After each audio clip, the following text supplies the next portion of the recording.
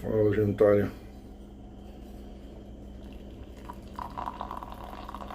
Gentalha é carinhoso, viu? Tem gente que gosta de deturpar. Pega o café aí, senta, cala a boca e vamos conversar um assunto hoje. Eu sei que vocês estavam anelantes, né, para que chegasse sexta-feira. Estava anelando pela presença do Adão. E demora para passar a semana, né? E todo mundo e vai para cá, vai para aí, sexta-feira não chega. Aí chega para esse santo encontro, para estas santas conversações. Como é que anda a vida de vocês? Tudo bem?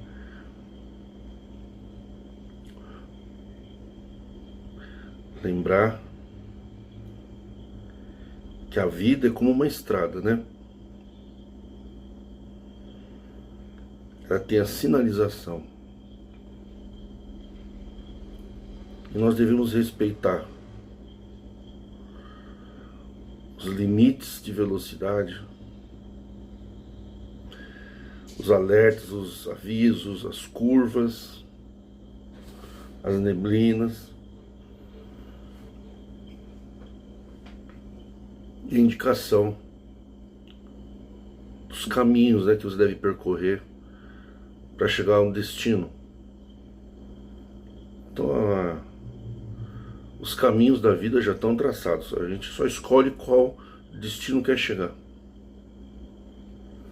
E eu vejo muitas pessoas querem ir para uma cidade e pega a estrada para outra cidade.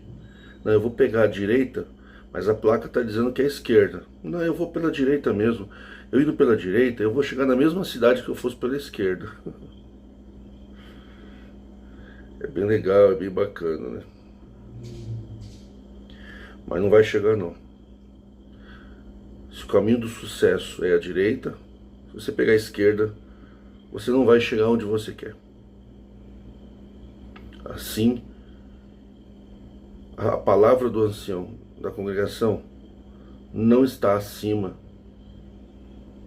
das leis da vida, dos caminhos da vida. Para você que tem aí 20 anos de congregação, é novato ainda, quando você sai destilando a tua obsessão que Deus fala na boca do homem na congregação, lembre-se que depois de 6 anos, há 23 anos atrás, que esse ministério da reforma adamita começou em 2001.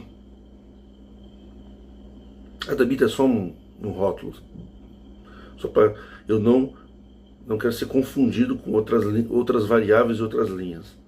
Por quê? Porque eu tenho uma linha que é abominável para outras linhas. Eu não vejo como abominável, por exemplo, estudar a Bíblia. Não vejo. Eu vejo abominável se a pessoa gasta muito tempo com a Bíblia e menos tempo com a realidade. Isso sim. Mas para mim não é abominável, pelo contrário, já que estamos falando de igreja e a algema da prisão religiosa é a Bíblia, bom estudar. Mas se dedicar mais à Bíblia e menos aos estudos, não, aí eu sou contra. O pensamento e a ideia, não a pessoas. As pessoas não são abomináveis para mim. Então eu não tenho inimigos. Mas eu sou abominável para muitos. Por quê? Porque tem uma linha de pensamento diferente. Toda pessoa que crê na Bíblia, segue a Bíblia, ele vê pessoas como abominável. A Bíblia ensina você a abominar pessoas e não pensamentos. A Bíblia condena pessoas. Mas Deus condena o pecado, mas ama o pecador. É Deus, né? Vocês não, vocês abominam o pecador, vocês acham que as pessoas são hereges, vocês não respeitam pontos de vista diferentes. Se uma pessoa pensa diferente, aquela pessoa não vale nada para vocês. Passa a ser um lixo para vocês. Então eu preciso me identificar e ter esse rótulo para que eu assuma para mim as consequências daquilo que eu acredito. Depois de 6 anos pregando esse trabalho, 2001 a 2007, em 2007 o presidente de ancião Jorge Cury finalmente decretou como tópico de ensinamento que Deus não fala na boca do homem na congregação. Vocês veem, 6 anos. E tudo agora vocês engavetaram esse tópico, né? E continuam pulando, saltando, gritando, rodopiando, passando espada. Agora vocês estão com danças, né? Danças folclóricas, né? No púlpito, né? Pulando, espadachim, subindo em banco, tá bem gostoso, né? Grita aos berros. Aí não tem, né? Certos versos bíblicos. Então, sabemos que Deus não fala na boca de ancião nenhum. Deus não fala na boca de ninguém, gente. Um espírito, senão nós teremos uma doutrina, sabe, uma doutrina diferente, uma incorporação onde o Espírito, para falar conosco, ao invés de falar direto no nosso coração, nós temos uma ligação direta com Deus, temos que passar pelo médium, mas não aquele médium espírita na doutrina kardecista, mas um médium mesa branca da CCB, é uma outra versão, onde Deus, o Deus bíblico, né, o Deus de Israel, não é o Deus do Brasil, ele viria falar com a gente através de um médium. Um espírito precisa de um corpo, do corpo, a voz daquele corpo humano para falar com humanos, de humano para humano. Então isso não seria o que se esperava de Jesus, né? Aquele que crê em mim, eu e o Pai habitaríamos dentro dele. Se Deus habita dentro de mim, é com o meu espírito que Jesus conversa. Agora, vocês não se conhecem nem a vocês. Não existe uma valorização do ser humano. Vocês querem falar com Deus, vocês nem se conhecem, nem investem na construção, na evolução do ser humano, que é o que esse ministério propõe. A reforma do templo, que nós somos nós. E vocês estão preocupados com Bíblia, com jardim, com ministério, com o que Deus vai falar na boca do seu servo. E Jesus não falou nada disso. Eu vos farei, enviarei o Consolador, para que ele vos faça lembrar o que eu já falei. Então não tem revelação nenhuma, não tem palavra revelada, não tem nada novo.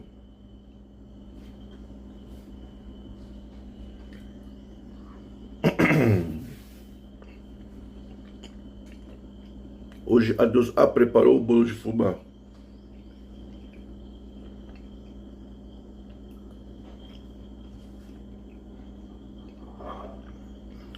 De maneiras, se você quer ir para a direita, sai. Você quer ir para a direita, você quer ir para uma tal cidade, você tem que seguir os caminhos da vida. Quais são os caminhos da vida? É nisso que eu quero entrar. Tive o privilégio de conversar com uma jovem, me parece 30 anos de idade, educada, conversando sobre as reflexões que a estavam fazendo retirar-se dos átrios celestiais ceceberianos. Ela ficou confusa num primeiro momento, mas depois ela começou a entender que existe perdão para quem é de família de ministério. A pessoa comete pecados na ideologia, né, da CCB, e as pessoas perdem cargos, casam grávidas, Deus perdoa tudo e a pessoa volta para os cargos, porque é parente de ancião.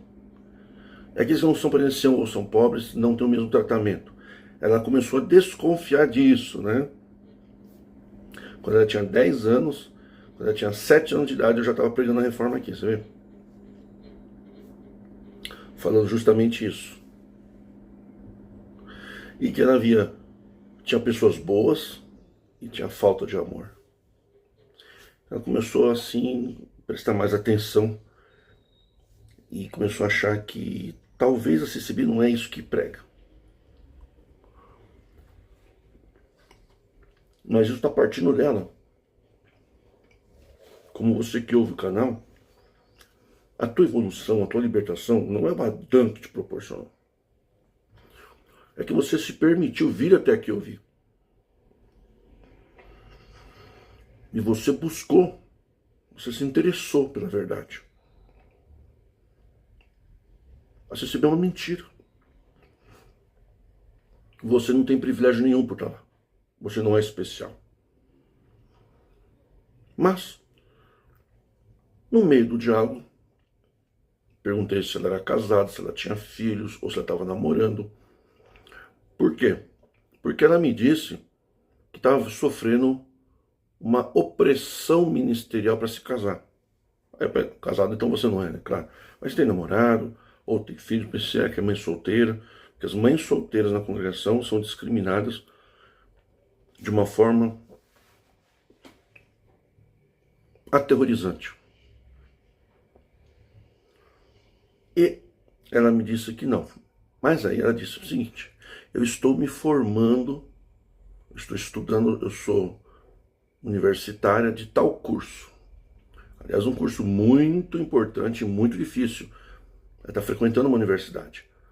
Aí ela falou para mim que para mim o mais importante é estudar, trabalhar, formar minha fonte de renda, minha profissão, para depois casar. Esse é o caminho da vida. Viu, jovem? Não é sair correndo, construir na casa do sogro, da sogra, para poder arrumar um cantinho para poder fazer sexo. A congregação passou dos 21, 22 anos, não casou, já é mulher encalhada. Até comentei isso com ela. Existe uma opressão muito grande para as moças se casarem. De um lado está o tesão, né? Que a pessoa, tem muitas pessoas, não é o caso da moça, uma moça muito assim, muito distinta. Mas a gente sabe que tem muitos jovens que querem casar para poder fazer sexo. Isso é uma aberração. Quem legisla sobre direito, né, penal e civil em relação à intimidade e liberdade sexual é a Constituição Federal Brasileira, que delegou para o Código Civil, para o Código Penal, também para o direito de família, as responsabilidades penais, cíveis e de família, com relação a alimentos para filhos. Casou, você não é obrigado a casar com uma pessoa porque a pessoa ficou grávida. Talvez em outras épocas sim. Hoje nossa lei, se você falar que Deus é contra isso, então você é um anarquista, você faz parte dessa ditadura dos coronéis da CCB. Porque na congregação não existe lei. A lei é o ancião. Por isso que cada ancião julga de um jeito. Ele é a lei. Por isso que o tópico fala que ele é soberano e vai julgar segundo o seu juízo. É aquilo que ele acha. É a balança da cabeça dele. Já que na sociedade ele não tem mais expressão nenhuma, então ele busca ser um Deus dentro de uma comunidade de pessoas ignorantes e pobres intelectualmente.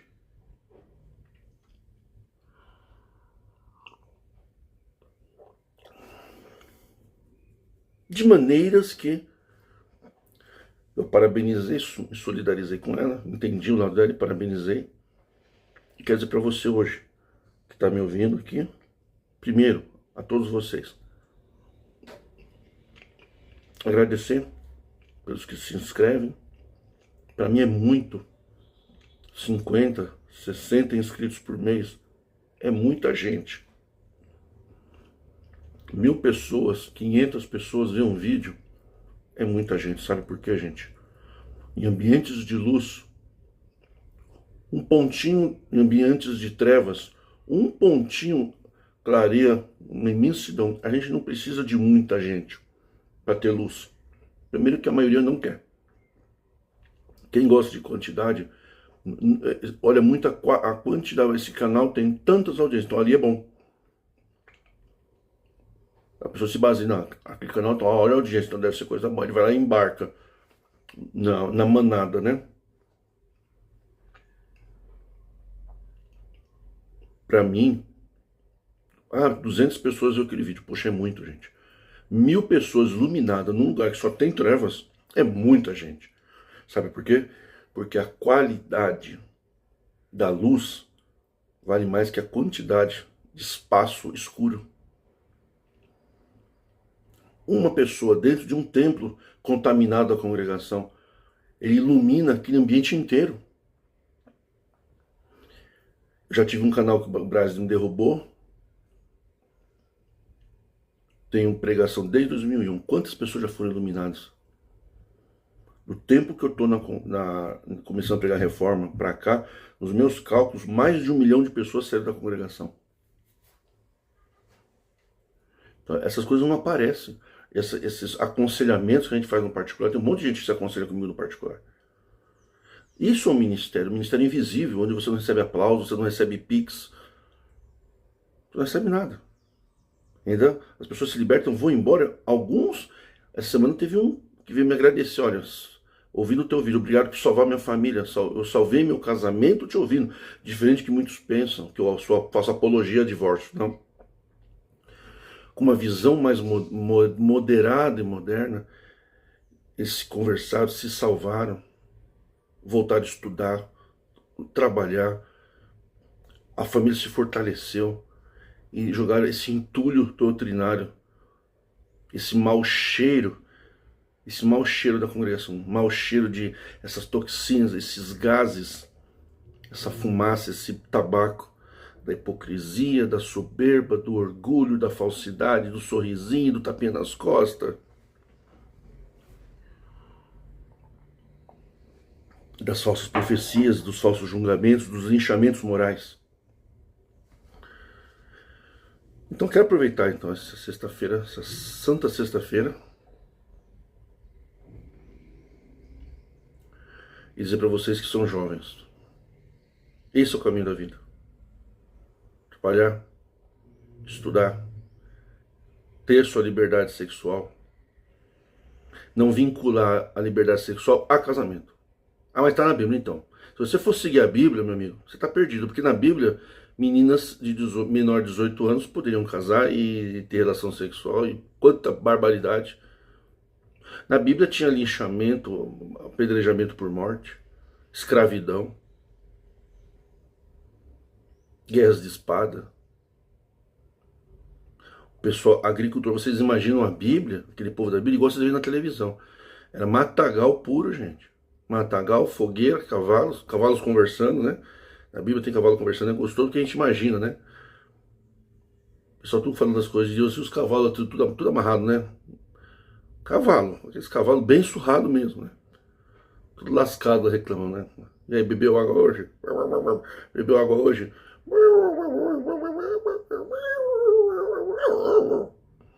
Né?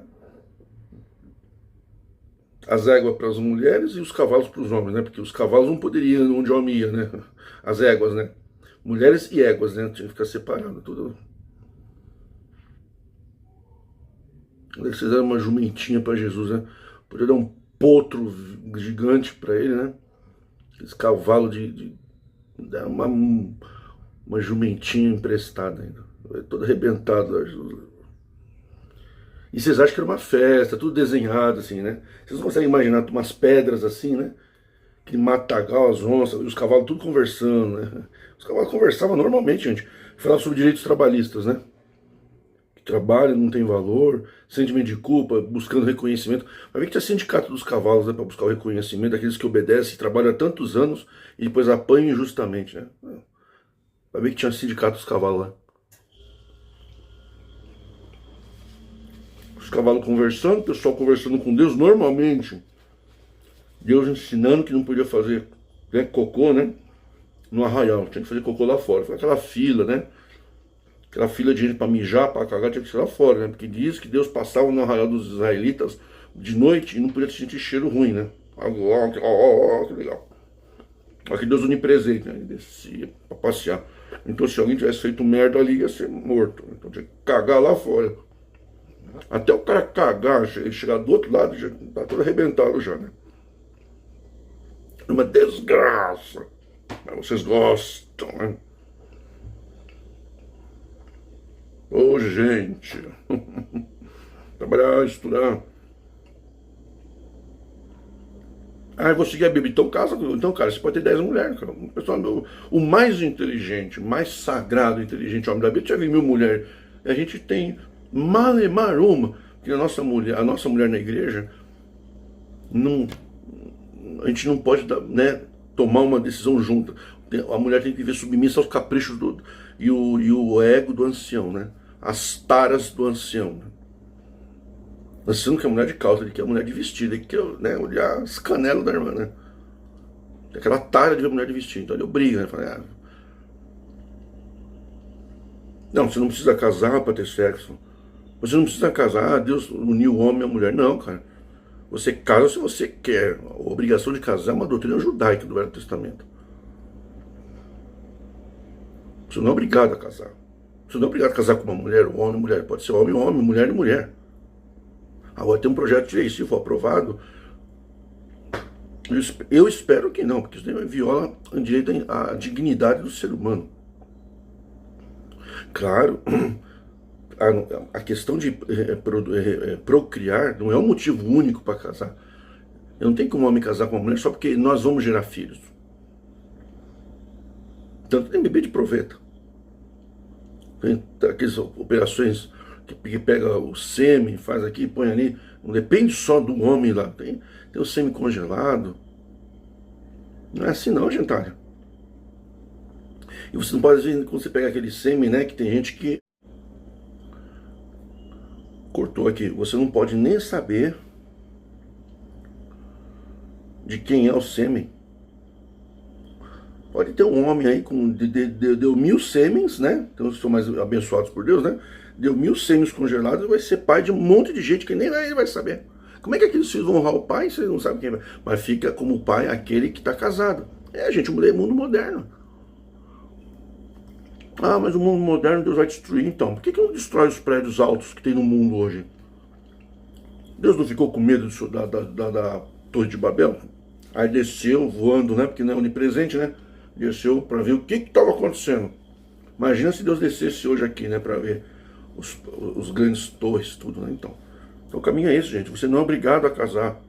Eu tenho que casar. Não, você não precisa casar. Você tem que ser o quê? Você tem que ser um profissional qualificado. Você tem que estudar, você tem que trabalhar. Você pode divorciar. Você pode voltar a estudar. Você pode voltar a trabalhar.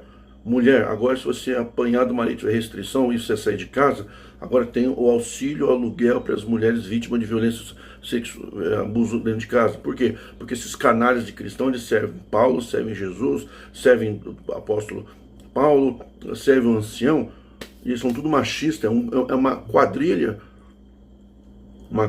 espiritual. A gente vai, junta Deus, a mente dele, Deus estalhando branco deles, o ancião boneco, o ancião do Brás. E o marido, todos contra a mulher. Isso é bizarro, isso é uma desgraça. Você não precisa casar. Você pode ter relação sexual por prazer com seu namorado sem precisar casar. Você pode fazer contrato de namoro. União estável, você pode pedir para o juiz reconhecer a sua união estável. União estável, se você não fizer contrato nenhum, prevalece o princípio da patrimonial, comunhão parcial de bens. Se vocês tiverem relação sexual consentida e tiveram filhos, vocês não precisam casar por causa disso. Ser presente na vida dos filhos não significa ser casado. Tem muita gente que é casada e ausente. Nós temos a lei, nós podemos viver de acordo com a lei nossa hoje. Porque os pessoalzinhos bíblicos, os agricultores bíblicos, eles viviam debaixo das leis do tempo deles. Então nós podemos viver do tempo nosso. Então quando se fala de assuntos tutelados pela Constituição, nós estamos tutelados pela lei, entendeu? E não pelas leis bíblica, não é lei bíblica, né? Não é lei de Deus. Leis das pessoas que estavam vigentes naquela época, só que eles falavam que era Deus que dava, por quê? Porque era Estado religioso. No Estado religioso é Deus que coloca os governantes. Colocou Davi, colocou Salomão, mesmo fazendo merdas. Foi Deus, foi Deus. E se alguém falar, não, espada foi espada, mata, acabou. Estado religioso. Assim também é no Irã. Assim também é no ditador coreano, Coreia do Sul. Coreia do Norte, desculpa. Nós estamos na democracia, Estado democrático de direito. Então parabéns para essa moça, parabéns para você, moça.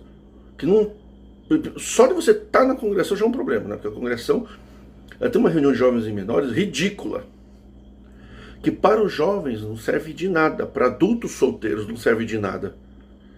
Então é uma reuniãozinha para a pessoa até casar, ela faz liberdade de solteiro. E tem tanta liberdade de solteiro, ela vai pedir,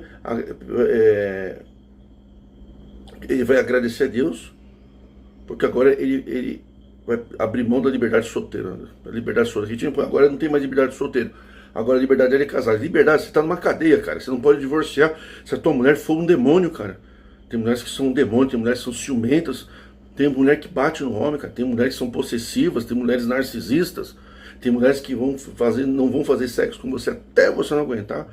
Depois você estiver habituado a ter uma relação sexual. Torna-se parte da sua estrutura fisiológica. Que não é só amor, o sexo não é só amor, tem mais coisas, gente. E o casamento não é só amor. Às vezes uma pessoa que faz tudo, outra não faz nada. Tem homem que gosta de ver pendurado na mulher e mulher no homem. Existem desequilíbrios intelectuais, sociais. Mas a pessoa casa por quê? Para fazer o capricho daquela tara eclesiástica do ancião. Tarado eclesiástico. Se não fizer como ele quer, ele enlouquece. Ele sai derramando sangue da dignidade dos outros. É um tarado eclesiástico. Ah, que vergonha. Aí, aqueles cultinhos medíocres que ensinam crianças a praticar o microfarisaísmo, isso é um lugar para um jovem estar domingo. Domingo é para estar descansando, para estar estudando, participando de workshops, grupos de estudo.